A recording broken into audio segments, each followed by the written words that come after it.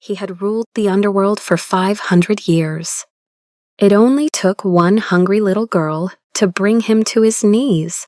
There is a kind of silence that only mothers know. Not the peaceful kind, the desperate kind, the kind that settles at the end of a very long day when the refrigerator is empty, when the last few dollars are already spoken for, when the only thing standing between your child and hunger is the quiet hope that no one notices.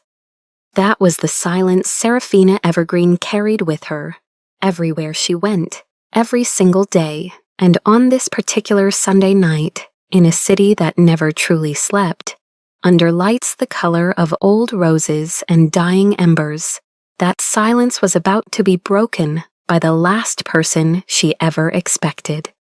Nocturne City had always belonged to the night. Its streets hummed with electric warmth, blood-red neon signs reflected off the bayou.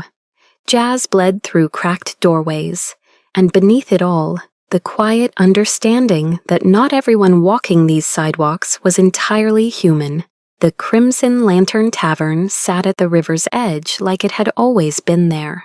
Worn wooden floors, the smell of grilled meat mingling with something sharper, something sweeter, something most people had long since learned not to ask about. It was the kind of place where no one looked too closely. Tonight, tucked into the corner booth by the window, sat a man who preferred it that way. Simple black shirt, dark hair loose past his shoulders. To any passing eye, just a father having dinner with his son. An ordinary Sunday night, nothing more. But the Vampire King had not lived 512 years by being ordinary. He had simply grown very tired of being extraordinary. Beside him, 5-year-old Prince Thorn attacked his burger with the solemn dedication only small children can bring to food. "Dad," cheeks full, eyes serious, "this is the best thing I've ever eaten." Noctis smiled, quietly, briefly, the way a man smiles when he has almost forgotten how. The door opened, the warm air shifted. Seraphina Evergreen stepped inside, one hand holding her daughter Leora's, the other gripping the strap of a bag that had seen better years. Her jeans were faded at the knees, her hair pulled back unevenly, not from carelessness, from a day that had asked too much of her. A young waitress moved to greet them. Sarah had already drifted toward the counter, eyes lowered. "Just a glass of tap water, please." The words barely reached the waitress, soft, careful, practiced, the way you practice asking for very little so that the embarrassment of needing more stays hidden inside your chest where no one can see it. Then Leora tugged at her sleeve. "Mom!" Her voice was barely above a breath. "I'm hungry." Sarah didn't flinch. She squeezed her daughter's hand, once, twice, the way mothers do when they are buying themselves one more moment to figure out what comes next. Across the room, Thorn had gone very still. He set down his burger, his small brow furrowed. That particular way children's faces do when they are feeling something they don't yet have words for. "Dad," he tugged Noctis's sleeve, "she's hungry." The Vampire King looked up. One breath, one heartbeat. He looked at a tired young woman trying to disappear into the corner of a diner, and he understood, with the clarity of someone who had studied human suffering for 5 centuries, exactly what he was seeing. A single mom, alone, carrying everything, asking for nothing, hoping no one noticed the weight. Something shifted behind his ribs, quiet, uninvited. Like the first crack in very old ice, he rose from his seat. In a voice low enough that only she could hear, he said, "This isn't charity, it's just 2 kids who should be playing together." Sarah looked up at him, this calm, dark-eyed stranger, offering something she hadn't been offered in a very long time. Simple, quiet dignity. She hesitated.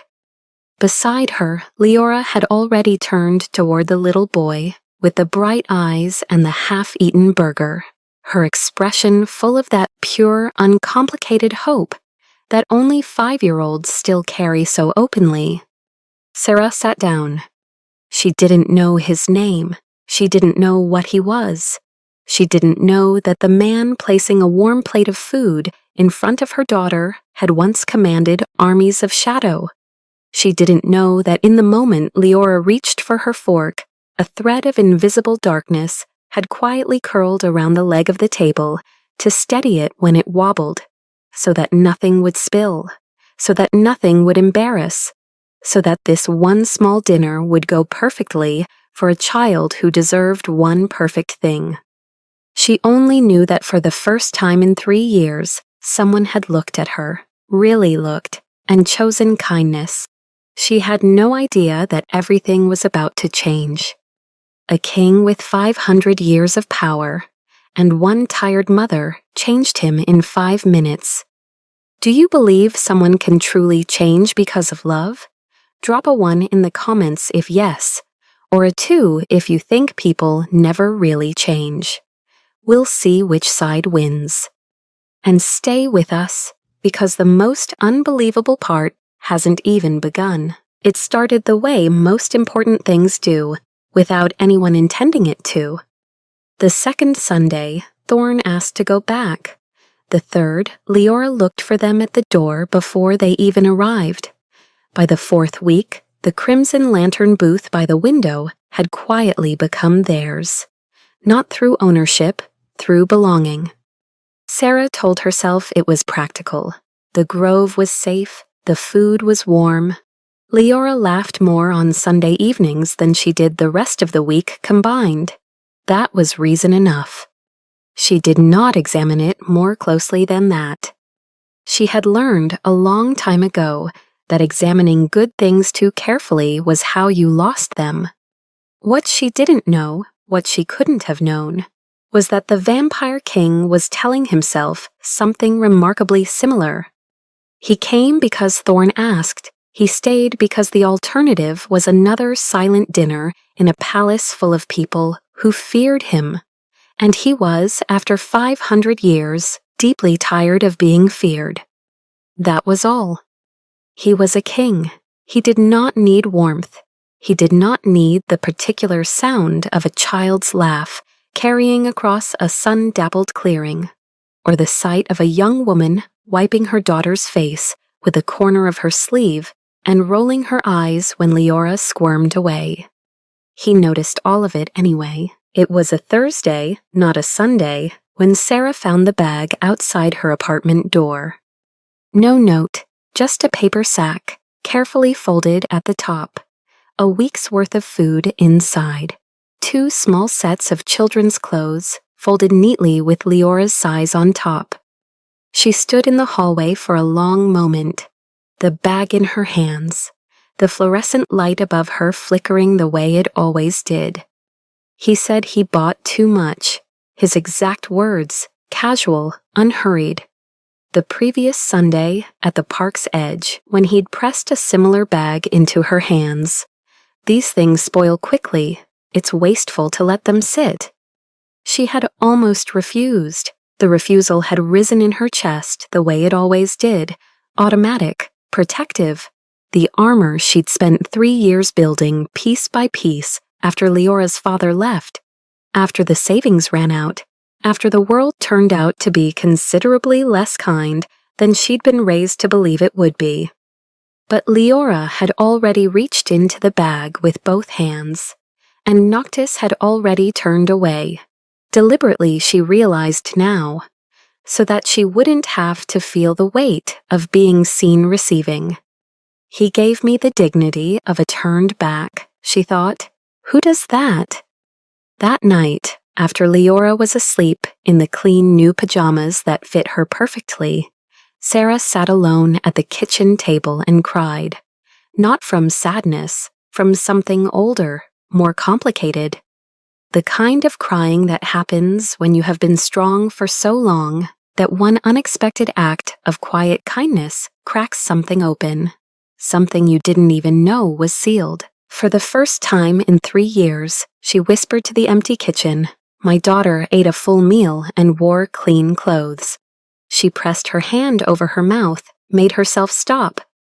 The following Sunday, Sarah arrived at Eternal Moon Grove to find Noctis standing beside a small camp stove. The expression on his face was that of a man who had conquered empires and was now being defeated by a saucepan. "It keeps sticking," he said, without looking up. Sarah set down her bag. She took the spoon from his hand. "You're stirring too fast, and the heat's too high. Children's food needs patience." He was quiet for a moment. Then, "I have never required patience for anything." "No," she said, "I can tell." Something flickered across his face, the startled expression of someone who has not been spoken to plainly in a very long time, and finds, against all expectation, that they don't mind it. She showed him how to stir, slow, circular, steady, how to test the warmth against the inside of his wrist, how to know by the smell alone when it was ready. "It's not about power," she said quietly, watching the steam rise. "Sometimes all a child needs is a warm meal to smile." Noctis looked at her then, really looked, the way he rarely permitted himself, and said nothing. Across the clearing, Thorn handed Leora the last of his bat-shaped popsicle without being asked. Leora accepted it with both hands, solemn as a ceremony. "Brother," she said, experimentally. Thorn's face split open with pure, unguarded joy. "Sister," he agreed. Sarah turned away quickly. Noctis, looking in the same direction, saw her shoulders tremble once before she steadied them. He understood then what it meant to grieve the family your child deserved, and could not have alone.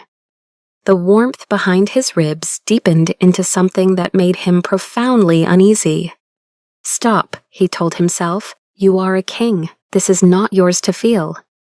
But the porridge was perfect, and Leora smiled exactly the way Sarah had promised she would.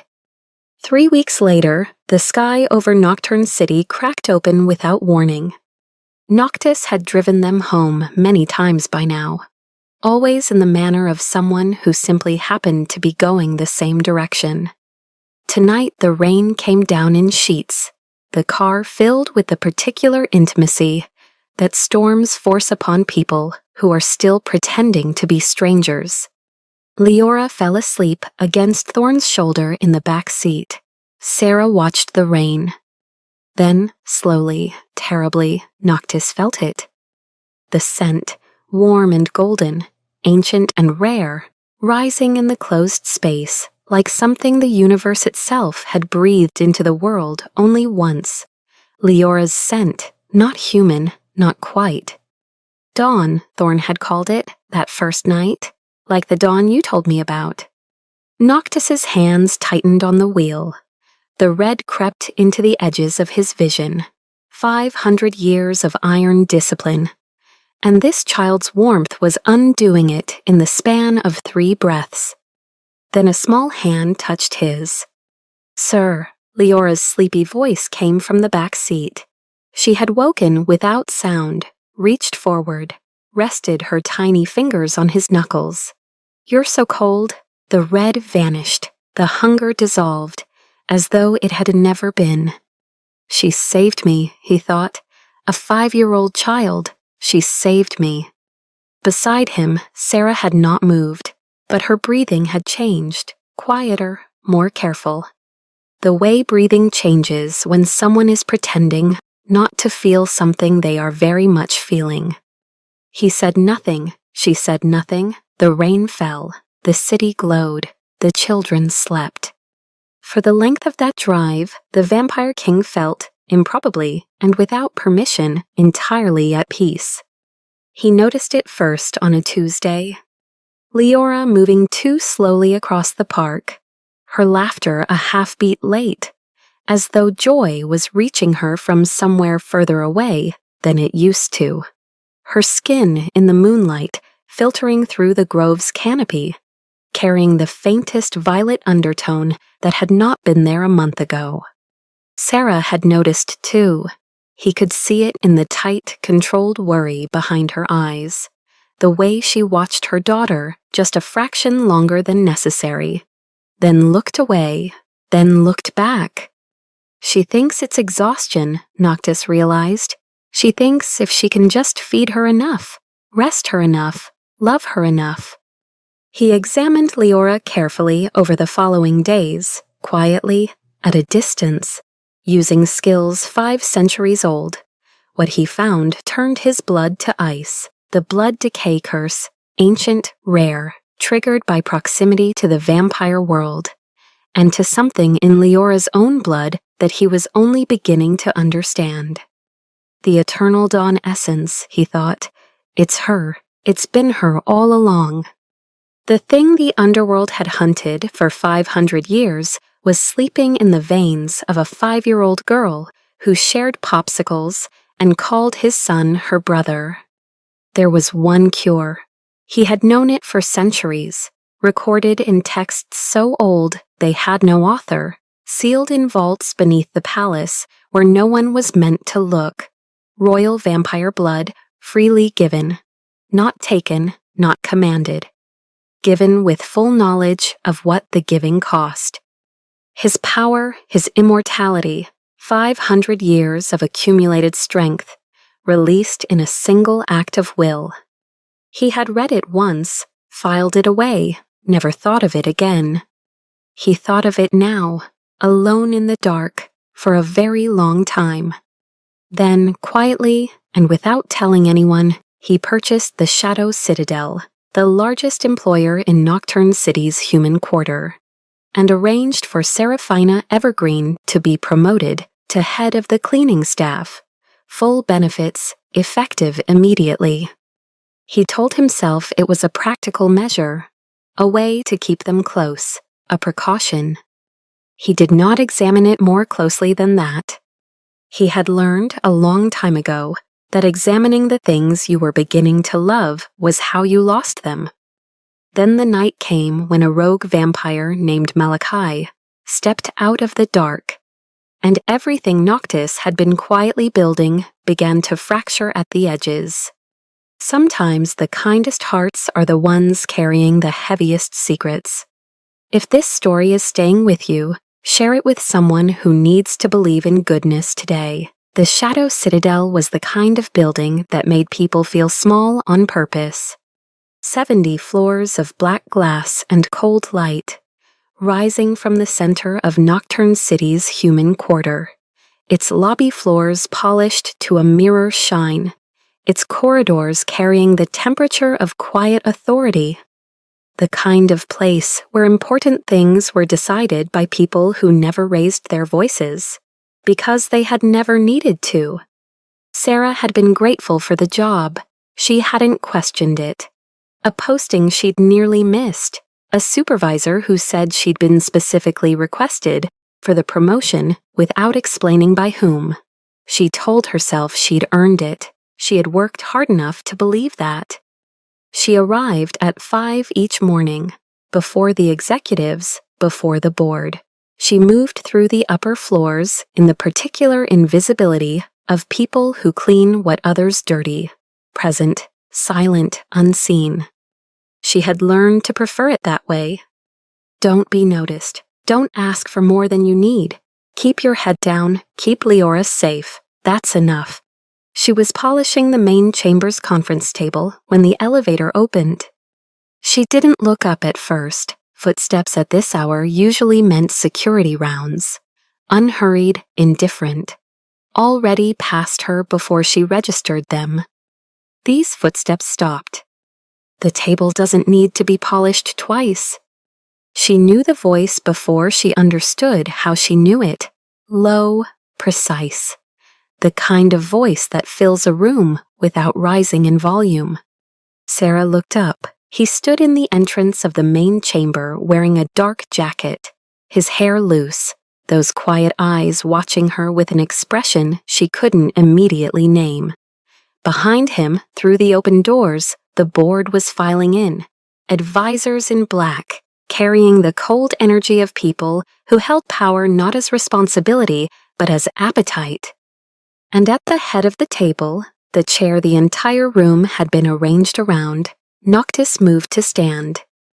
"I am King Noctis Valeth. This building belongs to me."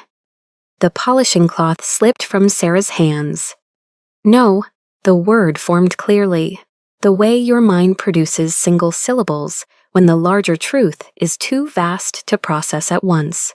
"No, that's not. He isn't." We sat at a diner table, and he learned to make the porridge. And his son called my daughter sister, and he turned away, so I wouldn't feel ashamed accepting help. He bought this building, he gave her this job. Every Sunday, every bag left at her door, the clothes in Leora's exact size, the promotion she had worked so hard to believe she'd earned on her own. All of it arranged, orchestrated, by the one man in Nocturne City with enough power to rearrange the world around her without her ever feeling the hands that moved it. He pitied me, she thought. The thought landed like a blade. The Vampire King saw a single mom who couldn't feed her child, and pitied me. She collected Leora from the children's waiting room on the second floor without stopping for her things.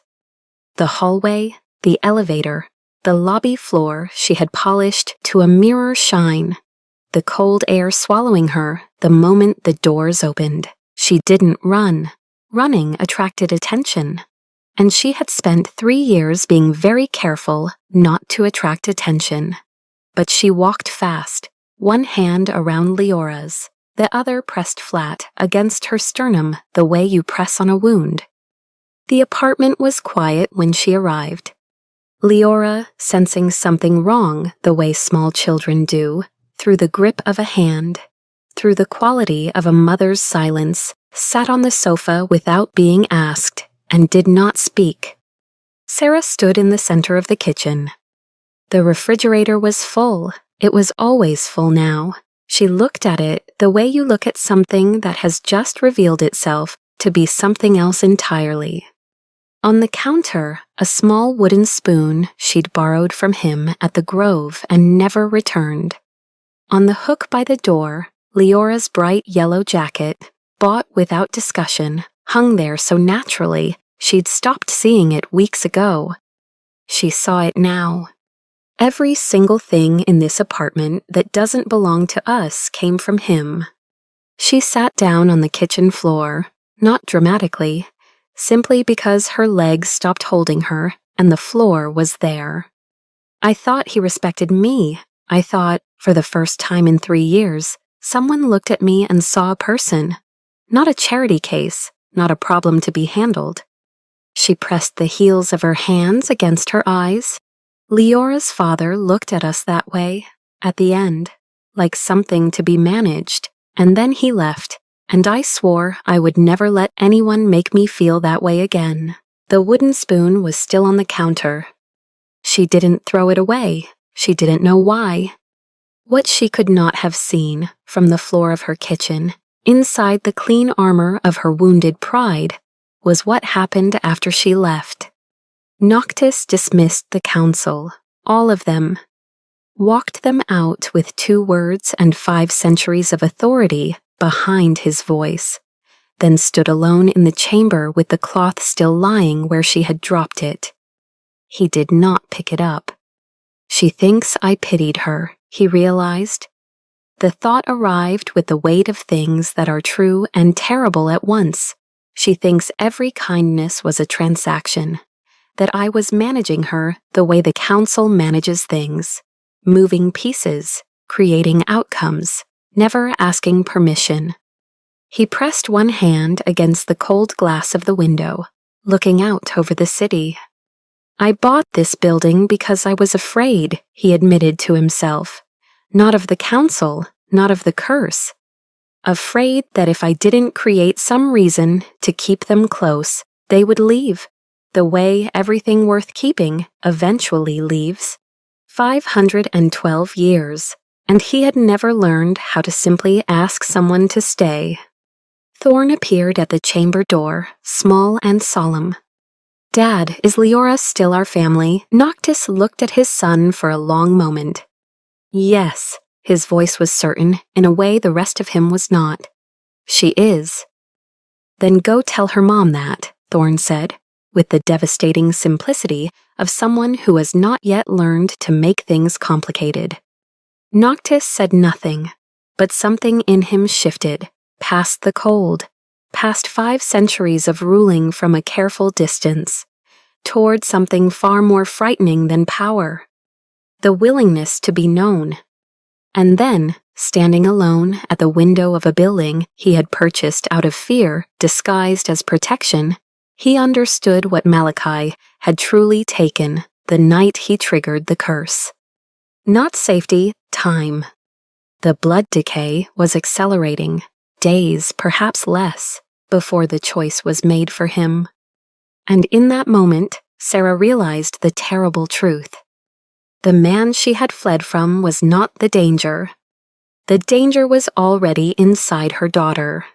Some stories remind us that pride and love speak different languages, and learning to translate takes everything we have. Stay with us. Leora stopped eating on the second day. Not dramatically. Not the way illness announces itself, with fever and collapse. She simply pushed her bowl aside at breakfast and said she wasn't hungry.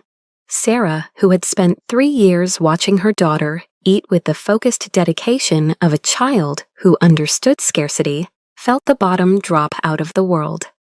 She has never once not been hungry. By evening, Leora's lips had taken on that faint violet tinge, the one the clinic had attributed to iron deficiency, the one Sarah had been monitoring the way you monitor something you don't want to name, because naming it makes it real. She sat on the edge of Leora's bed long after her daughter fell asleep, watching the slow rise and fall of her breathing. She looks smaller. When did she start looking smaller? The wooden spoon was still on the kitchen counter. She had not moved it.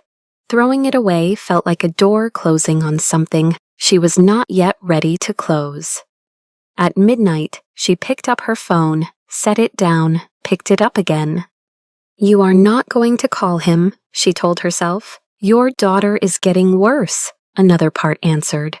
Quieter, more certain. And you have known for weeks that he understands what is happening to her in ways no clinic ever will. She set the phone down. She put on her shoes instead. She was 3 blocks from the apartment when the shadow separated from the wall. It moved with intention, unhurried confidence, the bearing of something that had already calculated all available outcomes. Seraphina Evergreen. The voice came from the air rather than any mouth. We have been waiting for you to leave. She turned, she faced it. A man, if the word applied, stood between her and the streetlight. White-haired, elegant, ancient in the way that has nothing to do with age and everything to do with accumulated appetite.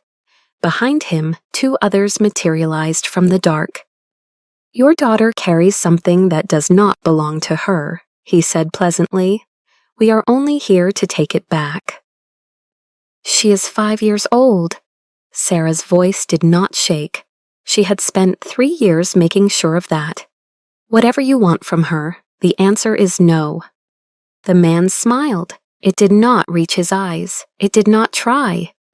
This isn't a question, he said. And then, from the opposite end of the street, a figure stepped into the light. No armor, no throne, no title, and no shadow. Just a man in a black shirt, standing between a mother and the dark.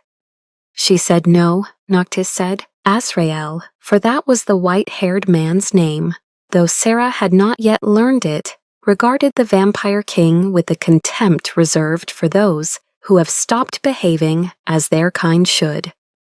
You would stand against us for a single mom, he said, after everything you have built. I would stand against you, Noctis said, for her. The simplicity of it hung between them. No rhetoric, no decree. just the plain, clean fact of it. Azrael studied him for a long moment, then gestured. The shadows withdrew, not in defeat, with the patience of something that has waited 500 years and can afford to wait longer. "This isn't finished," Azrael said. "I know," Noctis said. And then they were gone. The street was empty.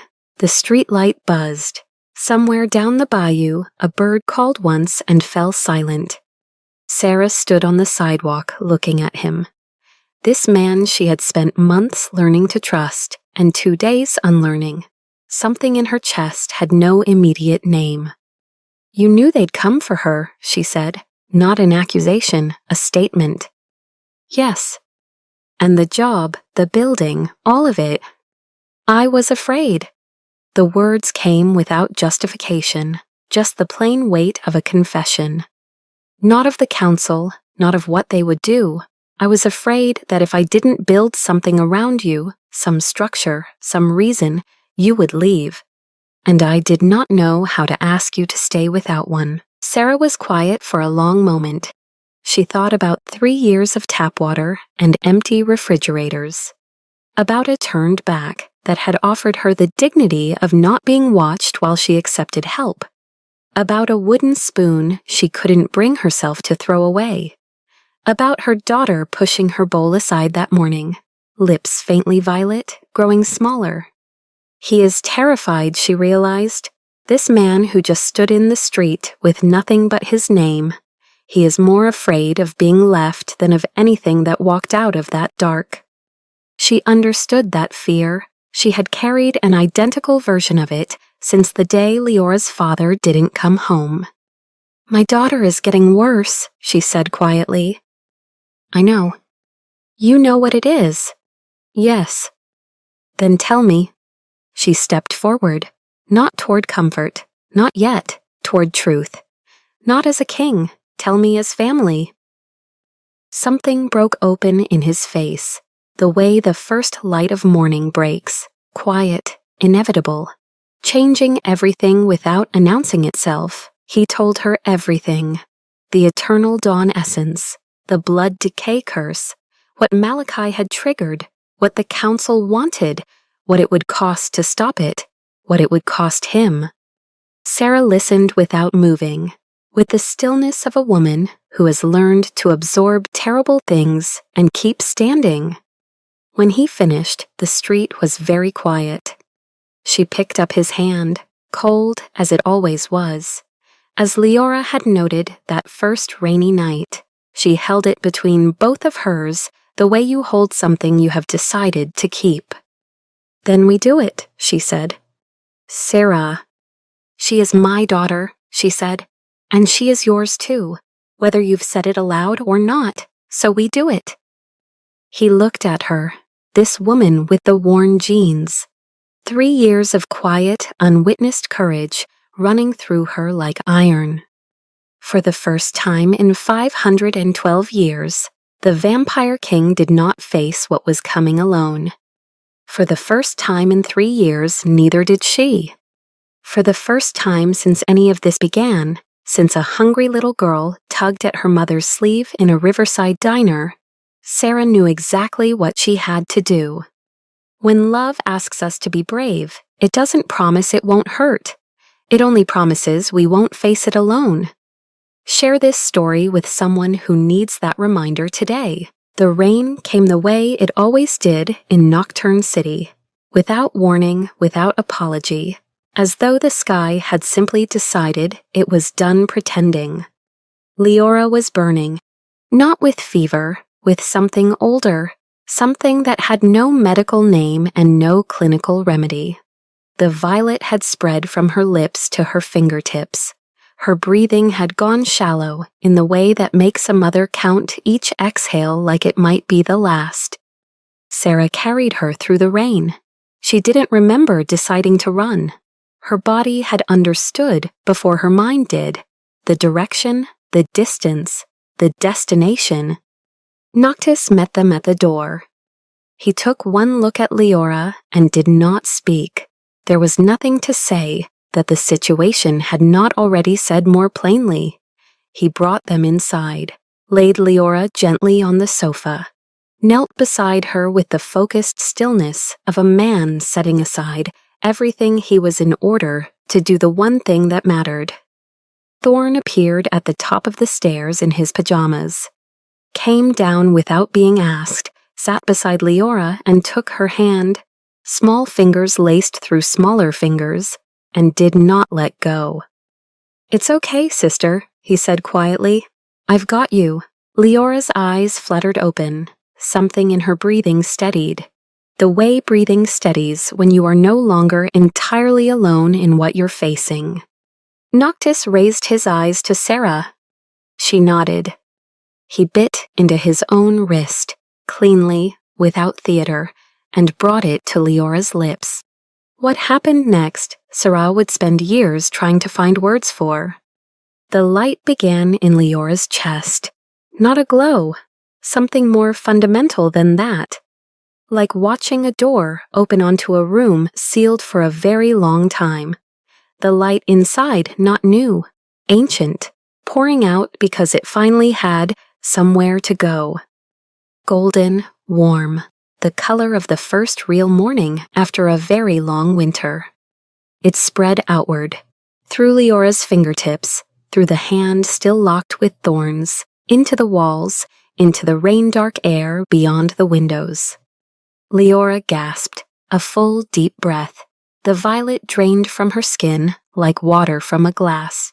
Color returned, pink and warm and ordinary, the most beautiful thing Sarah had ever seen.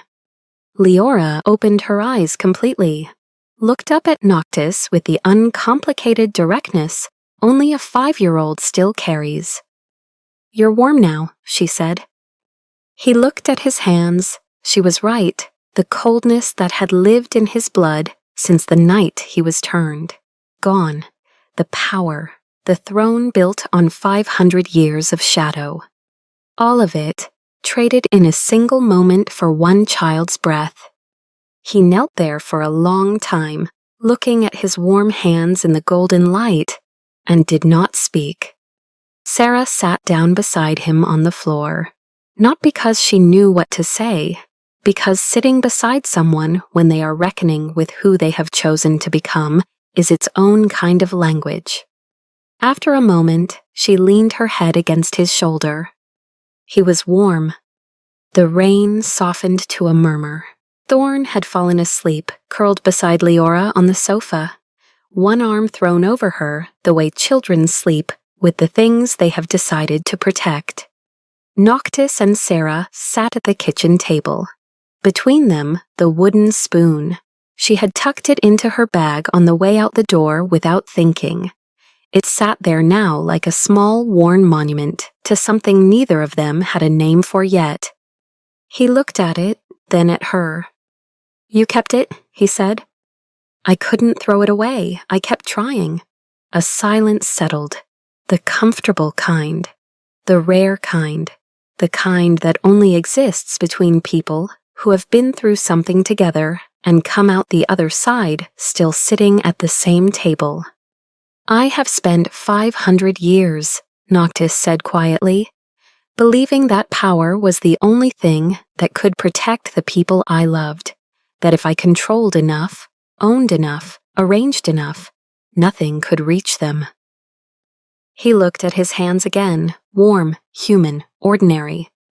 "And in the end, the only thing that saved her was the one thing I couldn't arrange, couldn't purchase, couldn't command." Sarah turned the wooden spoon over in her fingers. "Kindness," she said. "Yours," he said. "What you taught me at a camp stove in the park. What Leora does simply by existing. What Thorn learned from watching her." A pause. "I had forgotten that the most powerful things are the ones you can't hold in your fist." Sarah was quiet for a moment. "My mother used to say you can measure how much someone loves you by what they're willing to become ordinary for." He looked at her, those warm brown eyes that had once held centuries of restrained hunger. now simply the eyes of a man at a kitchen table at 3 in the morning, figuring out who he was going to be next. "I don't need a king," she said gently. "I never did." "I know," he said. The relief in the way he said it told her he had known for a while. She reached across the table, covered his warm hand with hers. Outside, the rain had stopped entirely. Through the window, the sky above Nocturne City was beginning to lighten at the edges. Pale gray gold. The kind that comes in the last hour before dawn. Not darkness, not full light. Something in between. The house felt different now. Not because everything had been fixed or resolved into a neat answer, because the people inside it had stopped pretending the walls were something they needed to hide behind. The sofa held 2 sleeping children, fingers still laced together. The kitchen table held 2 people learning, slowly and without hurry, what it means to let someone see you all the way through. And between them on the table, 1 small wooden spoon, worn, borrowed, never returned. A family assembled from nothing but kindness. Standing. The most ordinary things, a meal, a spoon, a held hand, are sometimes all it takes to change a life. If this story moved you, pass it on to someone who needs to feel that today. The drawing had been on the refrigerator since October. Crayon on construction paper, the kind of artwork that belongs in no museum and deserves to be in every home. 4 figures of unequal size, rendered in the confident, unself-conscious style of children who have not yet learned to doubt their own vision. Beneath them, in Leora's careful 5-year-old printing, "Our Family." Sarah had taped it up the morning Leora brought it home, pressing the corners flat with both palms. The way you press something you want to stay. She still touched it sometimes on her way to the coffee maker. The grove looked different in full daylight. Sarah had been here 100 Sunday evenings, always in the blue hour, always under amber path lights. She hadn't known until today how the clearing opened in direct sun, how the old oak at the center threw shadows like spread fingers, how the grass held the deep green of something well tended. Noctis walked beside her with his hand shading his eyes. "I had forgotten," he said, squinting gently at the sky, "what sunlight actually feels like." He said it the way a man reads a letter he wrote long ago to a version of himself he barely recognizes. Not grief, not quite wonder, something quieter than both. "Does it hurt?" Sarah asked. "No," he said. Then, after a moment, "It's warm." She smiled. He noticed. Something in his face settled, the way a house settles in the evening, all its tensions released into a comfortable creak. Ahead of them, Thorn and Leora ran between the oak roots with the boundless, purposeless energy of children on a Sunday afternoon who have nowhere to be. Thorn was explaining something about bats. He explained things about bats often. Leora was listening with her whole body, the way she listened to everything. "Brother," Sarah heard her say. "Sister," Thorn answered without breaking stride. That evening, in the kitchen they had quietly come to share, Noctis made the porridge. He did it correctly now, slow stir, low heat, the wooden spoon, the borrowed one, the one that had sat between them at 3 in the morning while the sky turned gray gold, moving in the steady circles Sarah had shown him months ago. At a camp stove in a clearing that smelled of grass and something like the beginning of everything, Leora climbed onto the counter beside him and peered into the pot with great seriousness. "Is it ready?" she asked.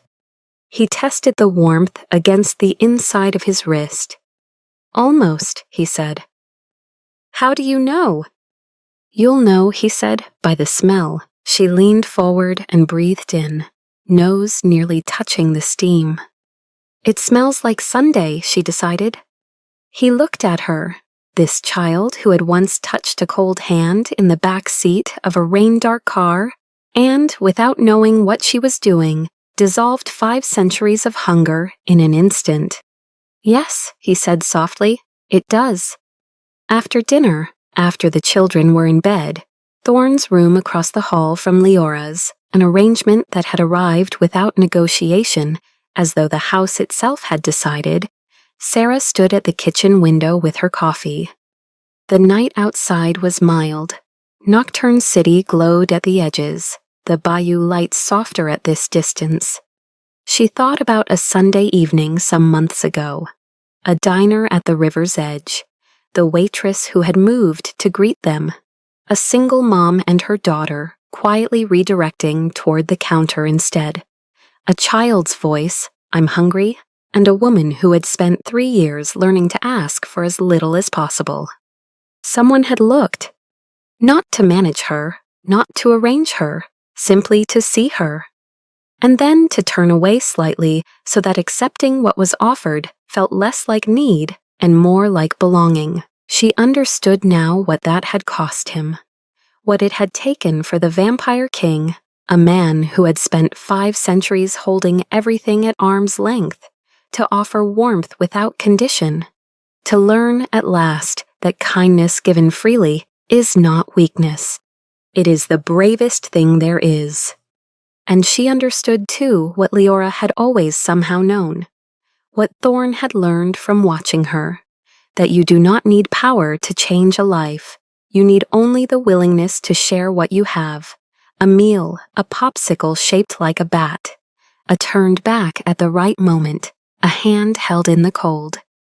And she finally understood that the family she had been trying to build alone, working the early shifts, folding laundry after midnight, making the refrigerator look fuller than it was, had not been built from nothing after all.